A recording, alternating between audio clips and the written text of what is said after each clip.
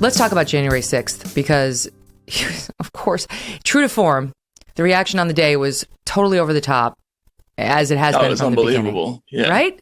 I mean, it was like this national commemoration and prayer vigil and everybody and singing. What was with all the weird singing on Capitol Hill, right?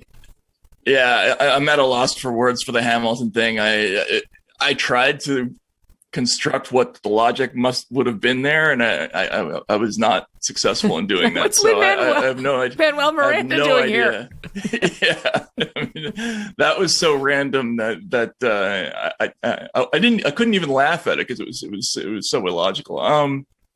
No, it's crazy, and the absolute over the top, nature of the coverage. You knew it was going to be like that, but when people are saying things like, the Huffington Post White House correspondent said it was 1,000% worse than 9/11. Yep. I mean, he wasn't alone. Where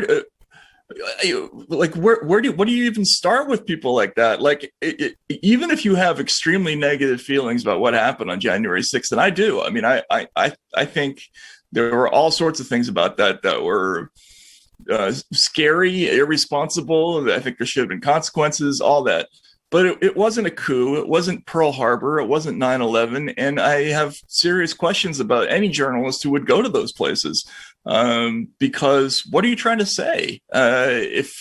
If you're really trying to say that that's worse than Pearl Harbor or worse than 9/11, think about our responses to both of those situations. Are you saying that we should respond in that way? Because there are people who think like that, and that's deeply concerning.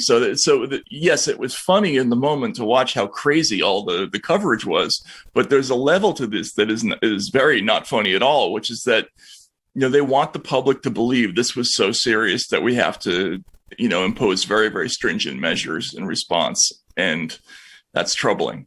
Mm-hmm. And the reason we tolerated those very, very stringent measures, which now with the benefit of hindsight seem shocking after 9/11, is because we were genuinely and for very good reason scared. We didn't know when the next attack was coming. We had an enemy that was absolutely determined to kill as many of us as possible. And that's why Americans tolerated the erosion of their civil liberties on a dime. And it lasted for a long time and looked the other way on things like torture, which we normally wouldn't have.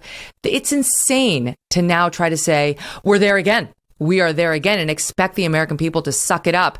And granted, eliminating the filibuster is not exactly the same as torturing people, but it's extreme. It's extreme. It's radical, and it's not justified by anything we saw on January 6th.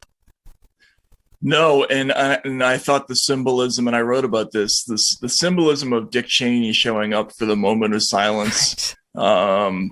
That he and his daughter were the only Republicans present for the moment of silence, commemorating the anniversary of January 6th. First of all, why are we commemorating it?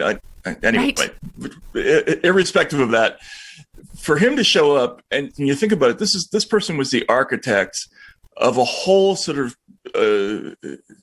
unaccountable bureaucracy within the federal bureaucracy. I've covered so many stories about things ranging from drone assassination to rendition to secret prisons to national security letters to mass surveillance to the lack of congressional oversight to spying on Congress. All these things that are essentially creations of the security state that were new during in response to 9/11, and they were horrible and they were irrevocable and they're almost impossible to challenge because they were built in a way that there's essentially no oversight of them. When in many cases we didn't even know they existed until something like the Snowden thing happened, and so him being there in response to January 6th. In conjunction with things like Merrick Garland last year saying that they want to, implement a new domestic terrorism program or a war on terror at home. What does that mean? Are we going to expand the no-fly list, the watch lists, all these things that I think a lot of Americans just do not understand the scope of how bad it was and continues to be. And the idea of bringing that home on a mass scale should terrify everybody, I think.